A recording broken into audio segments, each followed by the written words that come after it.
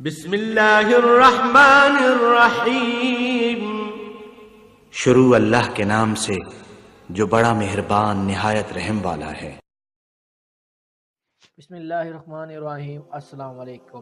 ایک دن حضرت مالک بن دanyar رحمۃ اللہ علیہ سفر پر روانہ ہو گئے اور دریا عبور کرنے کے لیے کشتی میں پر بیٹھ گئے۔ آپ کے پاس ایک پیسہ بھی نہ تھا۔ کشتی جب نصف فاصلے پر پہنچی تو ملاح جو کشتی چلانے والا تھا اس نے آپ سے کرایہ مانگا۔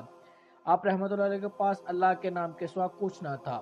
آپ رحمۃ اللہ نے اسے کہا، اے بھائی، میرے پاس تو کرایہ وغیرہ نہیں ہے، اگر تو نے کرایہ طلب کرنا تھا تو مجھے کشتی میں سوار ہونے سے پہلے ہی کہہ دیتے، میں کشتی میں سوار ہی نہ ہوتا اور منزل تک پہنچنے کے لیے کوئی اور وسیلہ ڈھونڈ لیتا۔ بہرحال میرے پاس تمہیں دینے کے لیے کچھ نہیں ہے۔ آپ رحمۃ اللہ علیہ کی بات سن کر کشتی کا ملاح پیسوں کا مطالبہ کرتے کرتے بد زبانی اور بدتمیزی پر اترا ہے، لیکن آپ خاموشی سے اس کی ہر بات سنتے گئے۔ اس پر وہ ملاح اور زیادہ طیش میں آ گیا اور آپ رحمۃ اللہ علیہ کو اس نے مارنا شروع کر دیا۔ آپ نے اف تک نہ کی اور خاموشی سے مار کھاتے رہے۔ ساتھ ساتھ وہ ملاح آپ کو گالی گلوچ کرتا رہا۔ اس ملاح نے جو انتہائی بے رحم اور ظلم کیا تھا، آپ کو اس قدر مارا کہ آپ پر غشی طاری ہوگی اور آپ بے ہوش ہو گئے۔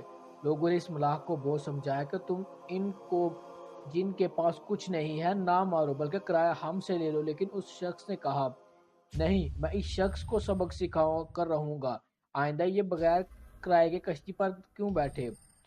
کچھ دیر بعد آپ رحمۃ اللہ علیہ کو ہوش آیا تو وہ شخص پھر کرایہ مانگنے لگا۔ وہ کہنے لگا، اگر تم نے کرایہ نہ دیا تو میں تمہیں اٹھا کر دریا میں پھینک دوں گا اور تم دریا کی طوفانی موجوں میں غرق ہو جاؤ گے۔ اس نے آپ کو اٹھا کر دریا میں پھینکنا چاہا۔ اچانک دریا کے چاروں طرف کچھ مچھلیاں پانی کی سطح پر آ گئی۔ ہر مچھلی نے اپنے منہ میں ایک ایک دینار دبایا ہوا کشتی کے انتہائی قریب آ گئی۔ حضرت مالک بن دanyar رحمۃ اللہ علیہ نے مچھلی کے منہ سے دینار لے کر ملاح کو دے دیا۔ ملاح یہ دیکھ کر حیران رہ گیا اور تھر تھر کانپنے لگا اور کہنے لگا اور نہایت عاجزی سے آپ رحمۃ اللہ سے معافی مانگنے لگا اور اپنے رویے پر انتہائی شرمندگی کا اظہار کرنے لگا۔